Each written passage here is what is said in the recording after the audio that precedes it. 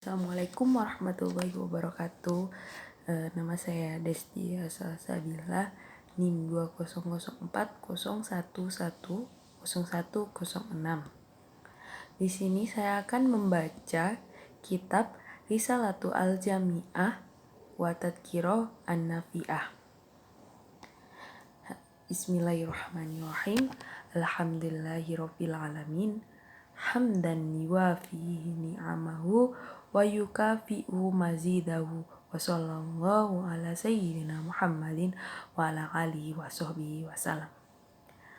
Qala Rasulullah sallallahu alaihi wasallam, thalabul ilmi faridatun ala kulli muslimin wa muslimatin. Wa qala sallallahu alaihi wasallam, man salaka tariqan yaltamisu fiha ilman salakallahu bihi tariqan ilal jannati. Dengan menyebut nama Allah yang Maha Pengasih lagi Maha Penyayang, segala puji bagi Allah yang memiliki semesta alam. Pujian yang memenuhi nikmatnya dan mencukupi tambahannya. Semoga salawat serta salam selalu tercurahkan kepada Tuhan kita baginda Muhammad SAW berserta keluarga dan para sahabatnya.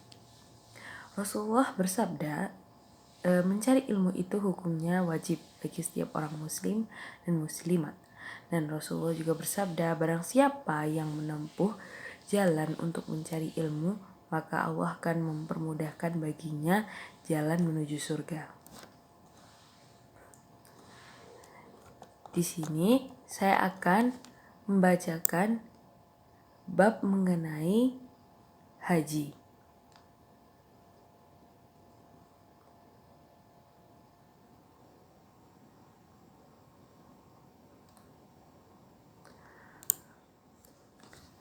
Bab haji, wa amma hajju fahuwa khamisu arkanil al-islam wa huwa fardun ala kulla muslimin mukallafin hurran wa kadzal umratu fil umri marratan bi syartil al-istitaati wa hiya ayyamlika ma yahtaju ilayhi fi safarihi ilal haji dhahaban wa iyaban wa nafaqata man talzamuhu nafaqatuhu ila ruju'i wa a'malul hajja salah satu asya arkanun wa wajibatun wa sunan.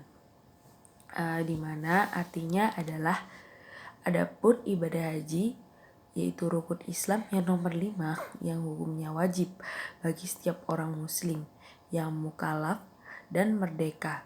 Begitu pula umroh dalam seumur sekali dengan syarat harus mampu, yaitu hendaknya memiliki apa yang dibutuhkannya dan di dalam perjalanannya menuju haji di Mekah dan Madinah, biaya pergi dan pulang, dan memiliki nafkah bagi orang yang wajib ia nafkahinya selama dia pergi haji sampai dia kembali.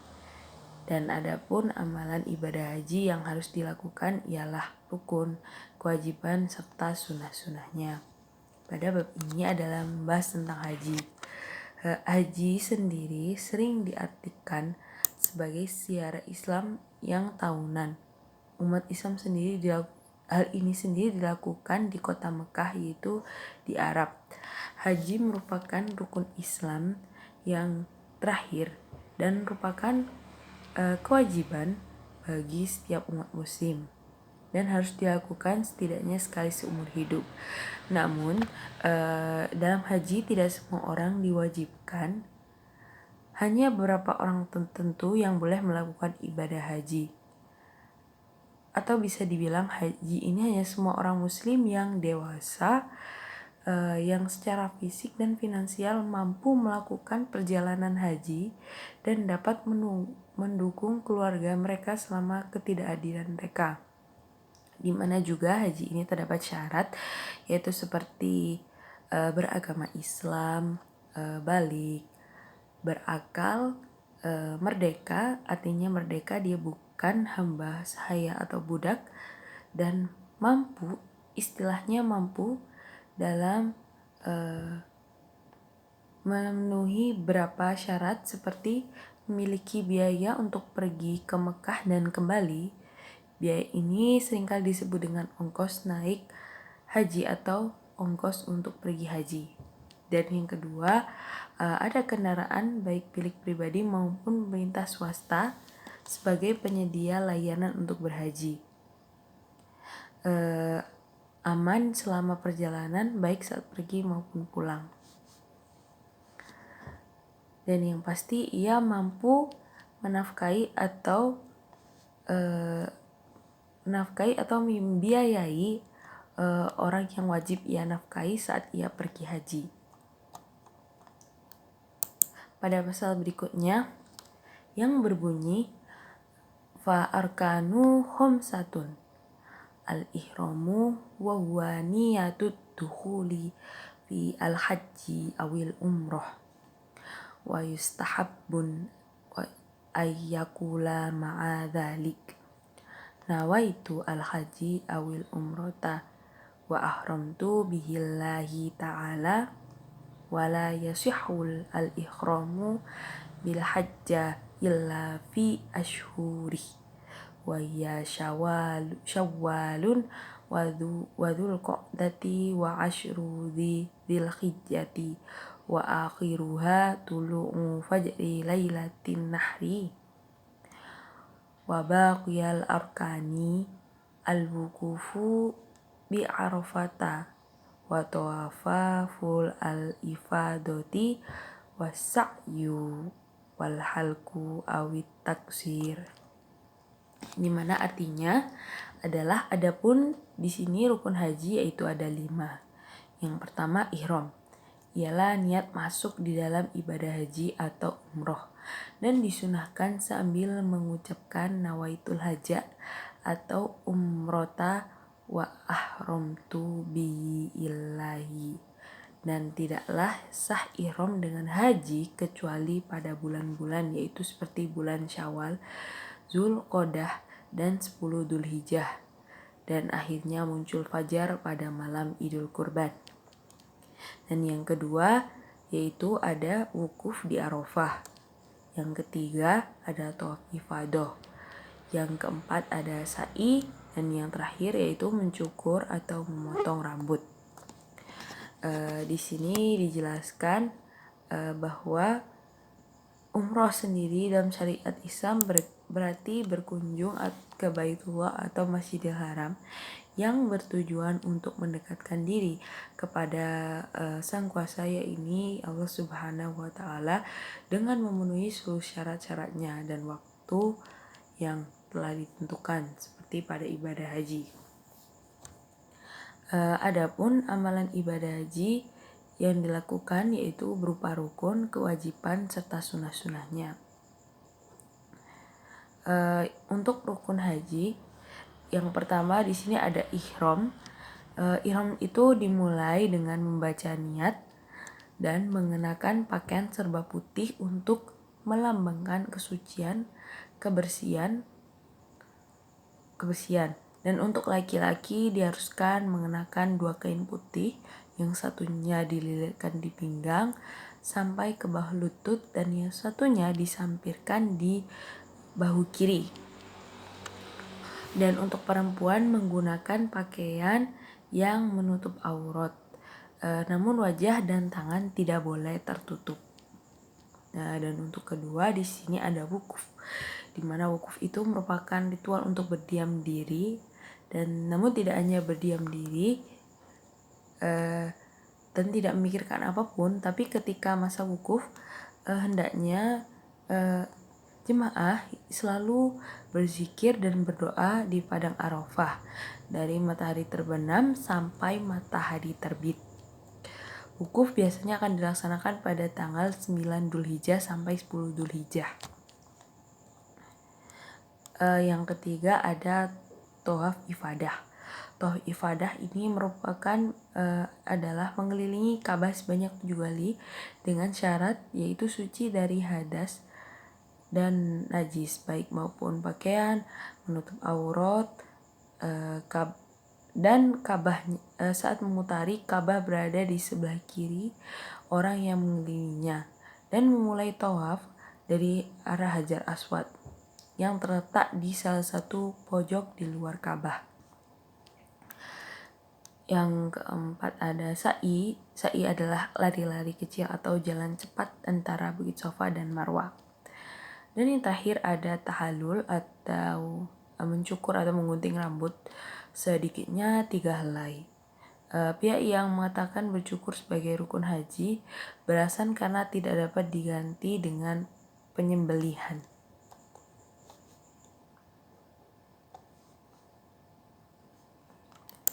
Baik, pasal berikutnya yaitu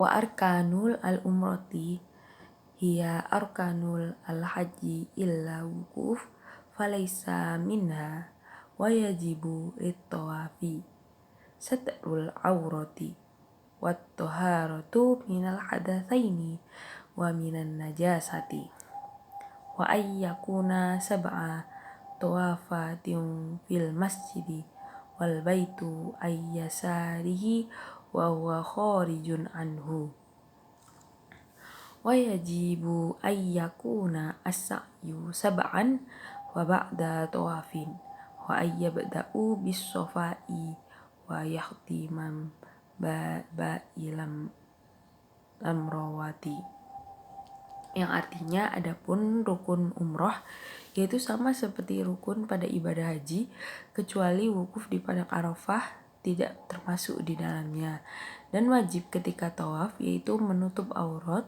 suci dari 2 hadas serta najis, dan harus 7 putaran di dalam masjid dan Mekah, berada di samping kiri dan ia berada di luar. Dan wajib ketika sa'i harus 7 setelah tawaf dan harus mulai sofa diakhiri dengan marwah. Di sini jelaskan yaitu rukun umroh yang sama seperti rukun pada ibadah haji. Hanya saja terdapat perbedaan yaitu di mana wukuf di padang Arafah tidak termasuk di dalamnya. Hanya ada 4 yaitu niat, ihram, tawaf, sa'i, dan memotong rambut. Dan ada beberapa ketentuan wajib ketika tawaf seperti menutup aurat, suci dari 2 hadas yaitu hadas kecil dan hadas besar, serta najis, dan mengelilingi Ka'bah sebanyak 7 kali putaran di dalam masjid dan Mekah, berada di samping kiri dan ia berada di luar. Dan wajib ketika melakukan sa'i harus 7 kali setelah tawaf dan harus mulai dari sofa dan diakhiri dengan marwah. Pada pasal berikutnya akan membahas tentang kewajiban ibadah haji. Berikut pasalnya, wajibatu al-hajja al-ihramu minal miqat wal mabitu layali tasyriqi bi binai wa ramyu wa tawaful wada wa ammas sunan fa kullu ma siwal arkani wal wajibati faman taraka ruknan lam yasihha hajjuhu wala yahillu min ihramihi hatta ya'tiyabi wala yajburuhu damun wala ghairuhu salasatun minal arkani la tafutuhu madama hayyan wahiyat tawafu wasya'yu wal halku wa man taraka syai'an minal wajibati sahha hajjuhu walazimahu damun wa alaihi ithmun illam yaqdar wa man taraka syai'an minas sunani fala syai'a alaihi walakin tafutuhu ul fadilah. Dimana artinya adapun wajib haji ialah ihram dari miqat, menginap pada malam tasyrik di Minah, melempar jumroh, dan tawaf wada. Dan adapun sunnah yaitu setiap amalan ibadah kecuali rukun dan kewajiban. Maka barang siapa yang meninggalkan rukun maka tidak sah hajinya, dan tidaklah ia lepas atau bebas dari ihramnya kecuali setelah melakukannya, dan tidak bisa ditembel atau diganti dengan denda atau semacamnya. Dan 3 dari rukun tersebut tidak akan pernah terlewat selama masih hidup, yaitu tawaf, sa'i, dan mencukur. Barang siapa yang meninggalkan dari kewajiban haji tetap sah dan wajib membayar denda, dan baginya dosa kalau tidak ada udzur. Dan siapa yang meninggalkan dari kesunahannya tidak terkena apa-apa tetapi terlewat keutamaan. Pada pasal ini sedikit menjelaskan tentang kewajiban dalam ibadah haji, yaitu ada 5, yaitu pertama niat ihram dari mikot, batas area yang telah ditentukan sesuai dengan asal wilayah jemaah, menginap di Muzdalifah, menginap di Mina, tawaf wada atau perpisahan, dan melempar jumroh. Sunnah haji sendiri yang merupakan amalan yang dilakukan saat menjalankan ibadah haji yang bila dikerjakan itu mendapatkan pahala, tapi jika ditinggalkan tidak mendapatkan dosa. Sunnah haji hendaknya dilaksanakan untuk menyempurnakan pahala pada saat ibadah haji. Di pasal ini juga menjelaskan jika meninggalkan rukun haji atau tidak dilakukan maka ibadah haji tidak sah atau batal. Dalam catatan dia meninggalkannya dengan sengaja tanpa adanya udzur. Sedangkan untuk meninggalkan kewajiban haji tetap sah, namun wajib membayar denda dan dosa apabila tidak ada udzur.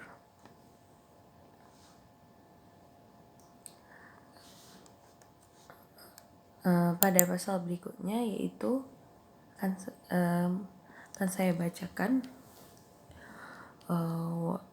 wa yahrumu satru ra'sir rajuli wajhu al-mar'ati al-muhrimaini au ba'dihima wa izalatu dufri wasya'ri wa dhahnu sya'ri ra'si wal lahyati wa tatayyubu jami'il badan. Wa yahrumu aqdun nakahi wal jima'u wal muqaddamatuh wa itlafu kulla hayawanin baroyan wahsyan ma'kulin wal mar'atu karrojuli fil muharramat, yang artinya dan haram menutup kepala bagi laki-laki dan menutup wajah bagi perempuan ketika mereka berihram, menutup keseluruhan atau sebagainya, memotong kuku dan rambut, memakai minyak pada rambut kepala dan jenggot, dan memakai wangian ke seluruh badan. Dan dilarang atau diharamkan akad nikah, jima dan permulaannya merusak binatang daratan yang buas yang boleh dimakan, dan orang perempuan sama seperti orang laki-laki di dalam larang-larangannya. Pada pasal ini sedikit menjelaskan yaitu berapa larangan seperti tidak boleh memotong kuku, memakai parfum, mencukur rambut di bagian tubuh manapun, melakukan hubungan seksual, membunuh hewan, menikah, memakai penutup kepala bagi jemaah laki-laki, dan menutup wajah dan tangan bagi jemaah perempuan.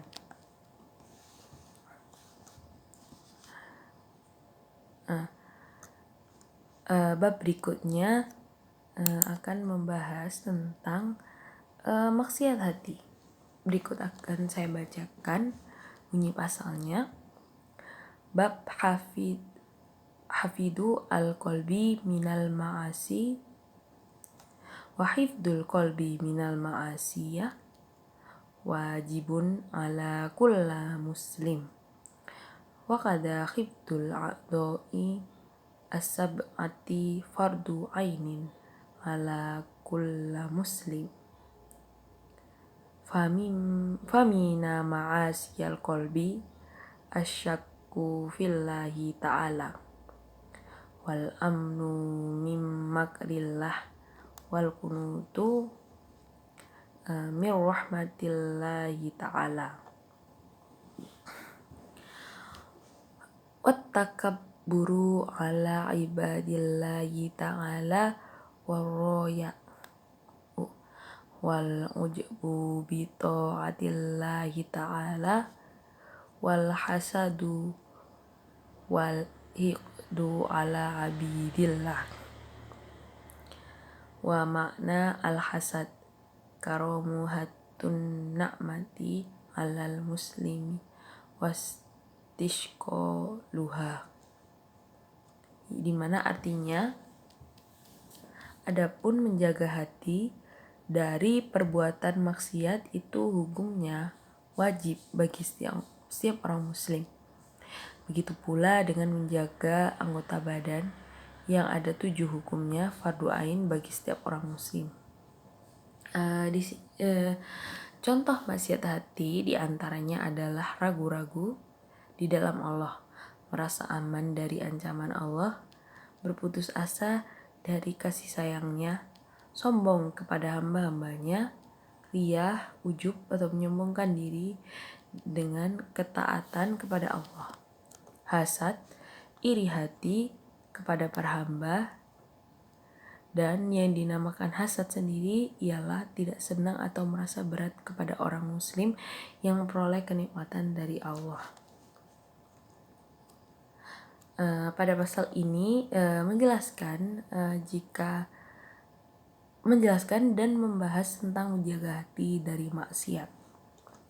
Karena pada dasarnya menjaga hati dari perbuatan maksiat itu hukumnya wajib bagi setiap orang muslim, dan itu merupakan hal yang lumayan sulit. Di antara maksiat hati di sini yaitu harus dihindari adalah meragukan keberadaan Allah, yang artinya kita tidak percaya dengan adanya Allah.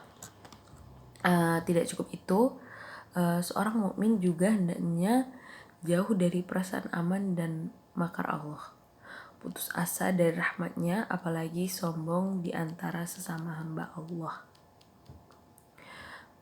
Itu perbuatan yang sangat tidak diperbolehkan. Maksiat hati lainnya yang harus diwaspadai ialah ujub alias berbangga diri, membanggakan diri sendiri terlalu berlebihan. Kemudian dengki, terbiasa bermaksiat, berprasangka buruk terhadap Allah, serta mengecilkan sesuatu yang besar dalam pandangan Allah.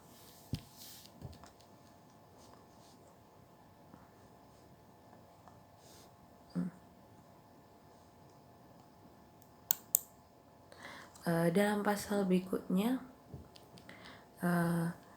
adalah saya baca wa minha al-israru ala maksiatillah wal bukhlu biha aujaballahu ta'ala wa su'uddonna billahi wa bi khalqillah wa taswiru li lami a'domallah min ta'atin au maksiatin au qur'anin au muslim au jannatin au narin wa kullu dhalika minal ma'asi wal khaba'isi al muhlikati al ba'du dhalika mimma yadkhulu fil kufri wal iyadu billahi ta'ala min dhalik, yang artinya dan diantaranya juga ialah seperti terus menerus di dalam maksiat kepada Allah dan pelit atau kikir dengan apa yang diwajibkan baginya, buruk sangka kepada Allah dan para makhluknya, dan merendahkan apa yang digunakan dan dimuliakan oleh Allah dari ketaatan, maksiat Al-Quran orang muslim, surga atau neraka, dan semua dari itu adalah perbuatan maksiat dan keji yang membinasakan dan sebagian perbuatan tersebut menjerumuskan di dalam kekafiran.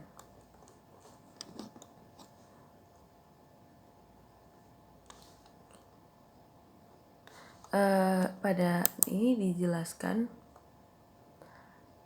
jika terdapat juga perbuatan yang harus dijauhi seperti melakukan maksiat yang terus-menerus, bersifat pelit atau kikir, dan melupakan kewajiban seperti zakat, berburuk sangka kepada Allah dan para makhluknya, dan merendahkan apa yang diagungkan dan dimuliakan oleh Allah, seperti Al-Quran, orang muslim, surga atau neraka. Perbuatan-perbuatan tersebut dapat menuntun kita pada jalan yang buruk juga.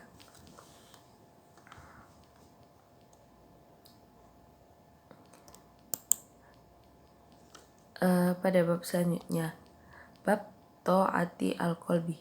Wa min ta'ati al-qalbi al-imanu billah wal yaqinu wal ikhlasu wat tawadu'u wan nasihatu lil muslimin wasahhu wa husnu dhanna wa ta'dimu sya'airillah wasyukru ala ni'millah ka Islam wa ta'ati wasairin na'am wa sabru alal bala'i mislu al-amrodi wal mihani wal mauti al ahibati wa faqdi lamal wa tasallutin nas wa sabru anil ma'asi wa thaqatu birrozki minallah wa bu'du dunya wa adawatu an nafsi wa syaitani wa mahabbatullahi wa rasulihi wa sahabatihi wa ahli baitihi wa tabi'ina wa sholihin warradu anillah wa tawakkulu alaih wa ghairu dhalika minal wajibatil qalbiyatil munjiyah, yang artinya, dan dari ketaatan hati diantaranya adalah beriman kepada Allah, yakin, ikhlas, rendah hati, dan menasihati kepada orang-orang muslim, bersifat dermawan, berbaik sangka, dan mengagungkan syiar atau lambang Allah, berterima kasih atas nikmat yang diberikan Allah kepadanya seperti nikmat Islam, ketaatan, dan semua nikmat, sabar atas bala seperti sakit, ujian, meninggalnya orang tersayang atau terkasih, hilangnya harta, penguasaan manusia, dan sabar atas menjalankan ketaatan kepadanya, serta sabar di dalam menjauhi segala larangannya, dan berpegang teguh dan berpikir bahwa rezeki bahwasanya hanya dari Allah, dan menjauhi dunia, memusuhi hawa nafsu dan setan, dan cinta kepada Rasulullah dan para sahabat keluarganya, para pengikutnya dan orang-orang soleh, serta ridho atau rela apa yang diberikan kepadanya dan pasrah kepadanya, dan hal-hal termasuk dari keharusan hati yang menyelamatkan.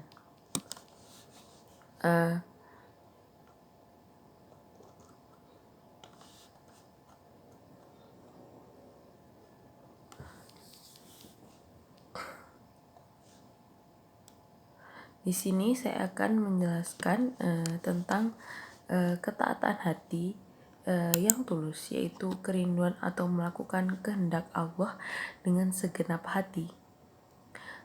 Kalimat segenap hati melakukan kehendak Allah. Contoh perbuatan ketaatan hati seperti beriman kepada Allah, yakin dan mempercayai bahwa Allah ada, dan memiliki sikap yang ikhlas, rendah hati, dermawan, dan selalu berbaik sangka, saling menasihati kepada sesama muslim, dan menggunakan syiar atau lambang Allah.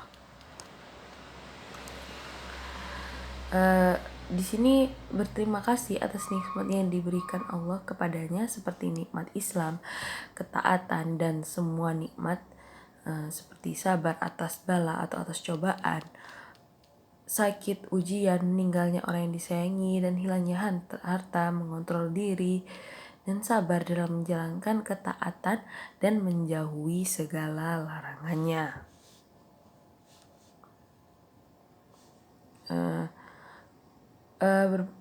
Berpegang teguh bahwasanya rezeki hanya datang dari Allah, menjauhi dunia, memusuhi hawa nafsu dan setan, serta cinta kepada Rasulullah dan para sahabat, keluarga, dan para pengikutnya, dan orang-orang yang soleh, serta ridho atau rela apa yang akan diberikan kepadanya, dan selalu pasrah dan berusaha.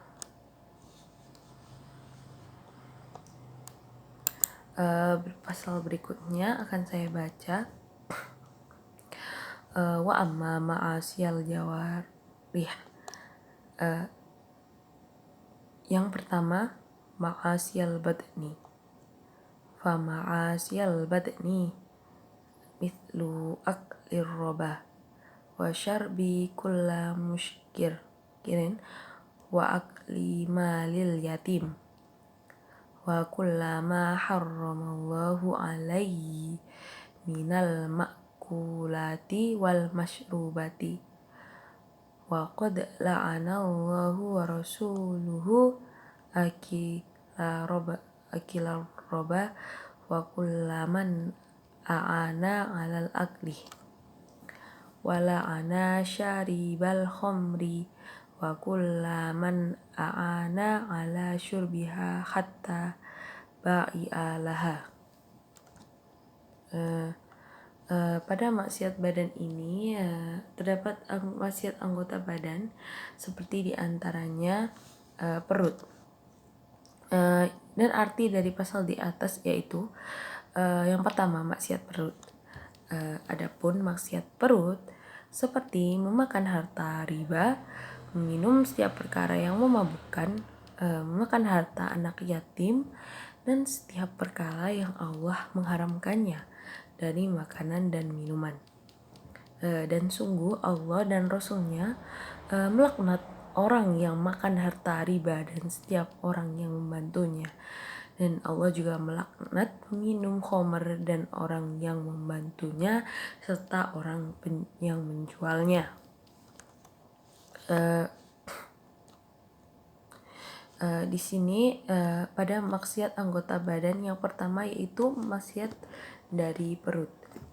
Di mana di sini terdapat beberapa maksiat-maksiat yang berasal dari perut seperti memakan riba, memakan pungutan liar, memakan harta anak yatim, memakan harta curian, memakan atau minum sesuatu yang memabukkan seperti minum khamr, atau sesuatu yang menjijikkan dan tidak layak untuk dimakan seperti memakan barang seperti babi atau hal-hal yang diharamkan oleh Allah, makan segala sesuatu yang najis, makan harta wakaf yang menyalahi ketentuan yang disyaratkan oleh orang yang wakaf.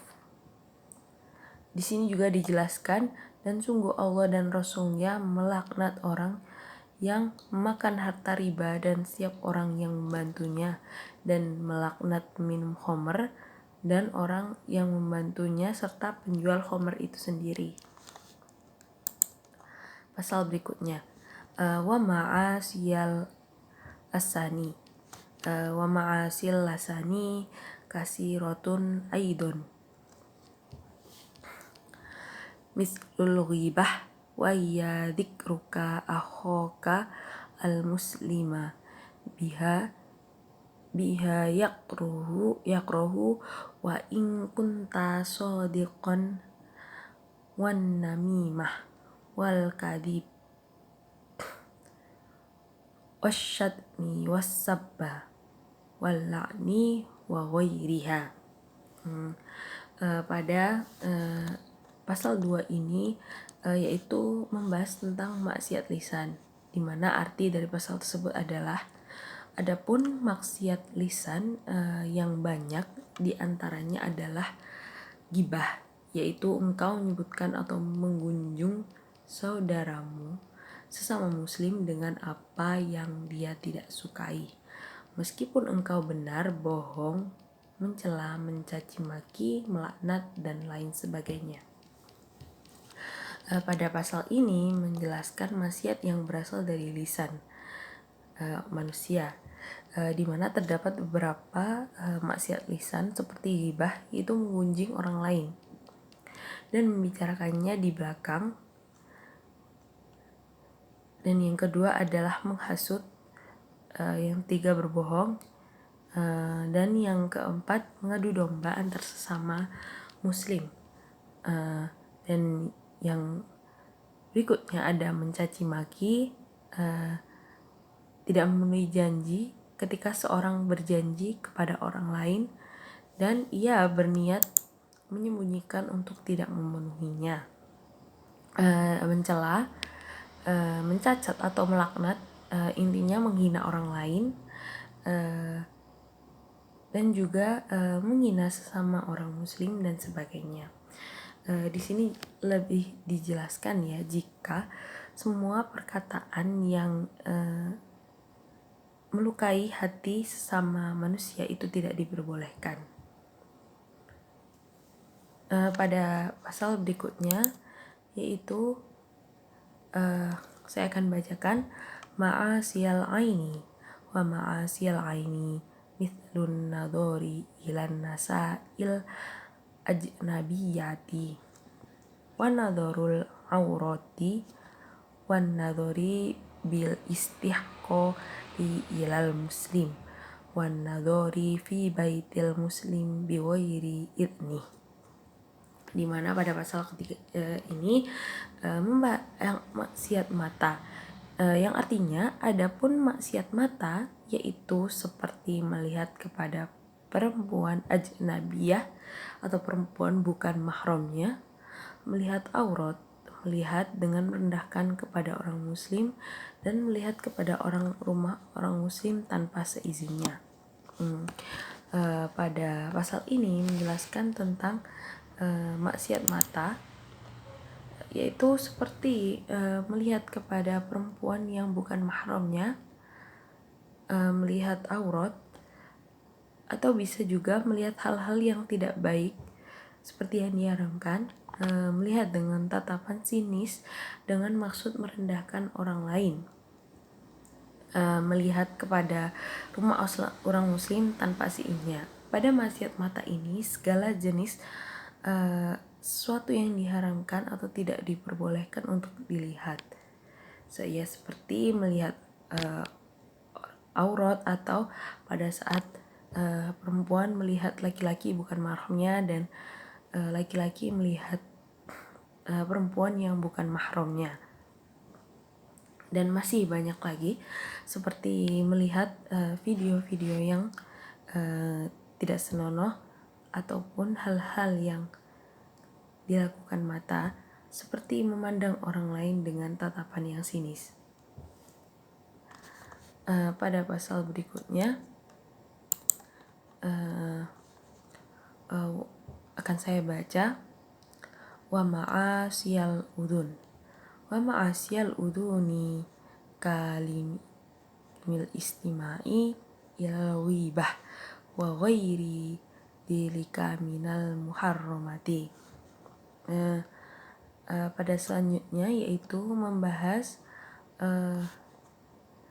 maksiat telinga, yang artinya pasal tersebut berarti adapun maksiat telinga yaitu seperti mendengarkan orang yang bergibah dan lain sebagainya dari perbuatan yang haram.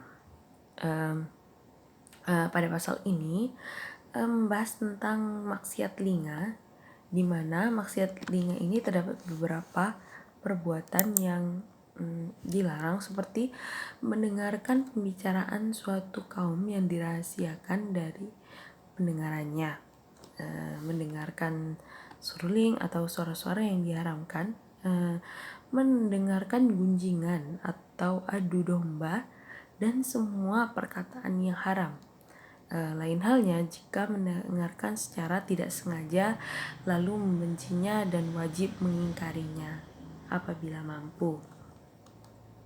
Di sini jelas terlihat jika maksiat telinga ini itu diharamkan untuk mendengarkan sesuatu yang jelek, seperti gibah atau segala sesuatu itu yang jelek, dan diharamkan pastinya oleh Allah.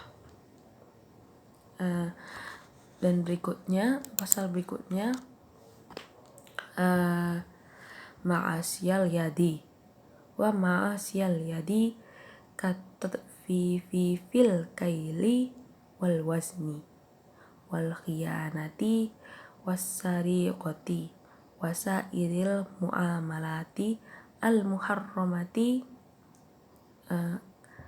kalakot li wadorbi biwairi haqqon, yang artinya adapun maksiat tangan ialah seperti mengurangi pada takaran timbangan, berkhianat, mencuri, dan semua muamalah atau pekerjaan yang haram dilakukannya, seperti membunuh, memukul orang tanpa hak atau wewenang dan tanpa sebab yang jelas.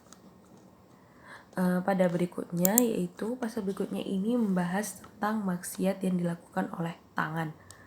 Adapun beberapa maksiat tersebut seperti mengurangi takaran atau timbangan dan ukuran panjang pada saat transaksi jual beli.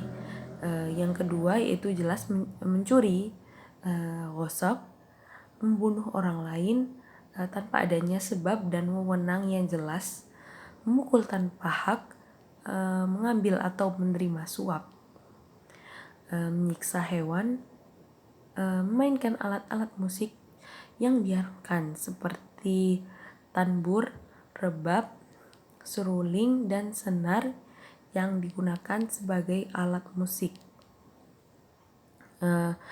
Yang berikutnya ada mencegah orang untuk tidak berbuat baik, menghalangi pekerjaan untuk memperoleh upah, menulis sesuatu yang haram diucapkan, dan yang terakhir berkhianat, dan masih banyak lagi.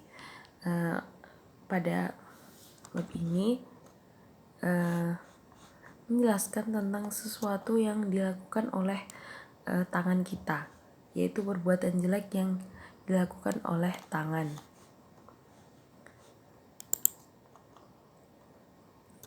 Dan berikutnya ada maksiat kaki. Saya akan membacakan pasalnya. Ma'asir rajli wa ma'asi ar-rajli al-masyu fi syiayatin bi muslimin au qatlihi au ma yaduruhu bi ghairi haqqon wa ghairi dhalika min kulla ma harramu al-masyu ilaihi. Di sini menjelaskan tentang maksiat yang diperbuat oleh kaki, dan arti dari pasal tersebut yaitu adapun maksiat kaki yaitu seperti berjalan untuk menakuti orang muslim atau ingin membunuhnya, atau juga perbuatan yang membahayakan tanpa adanya wewenang, dan selain itu haram berjalan menujunya.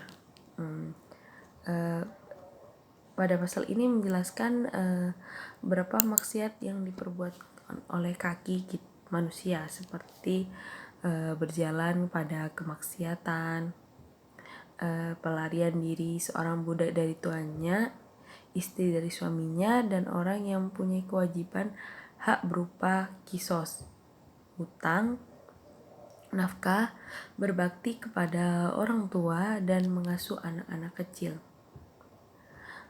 congkak ketika berjalan, lewat di depan orang yang sholat,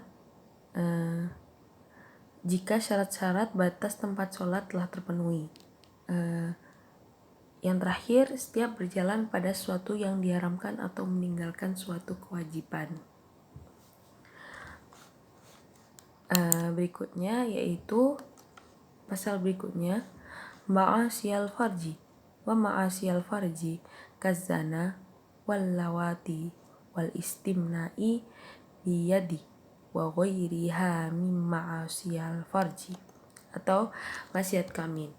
Arti dari pasal tersebut adalah adapun maksiat kelamin, yaitu seperti zina, liwat, istimna, dan yang lain sebagainya dari maksiat farji. Di sini yaitu membahas tentang maksiat yang dibuat oleh alat kemaluan, yaitu seperti zina, liwat atau homoseks, istimna, bersetubuh pada masa haid atau nifas, atau setelah berhenti haid dan nifas tapi sebelum mandi atau bersuci, membuka aurat di hadapan orang yang bukan mahramnya, melihatnya atau tak kalah sendirian tanpa adanya tujuan, meninggalkan khitan sampai pada masa balik.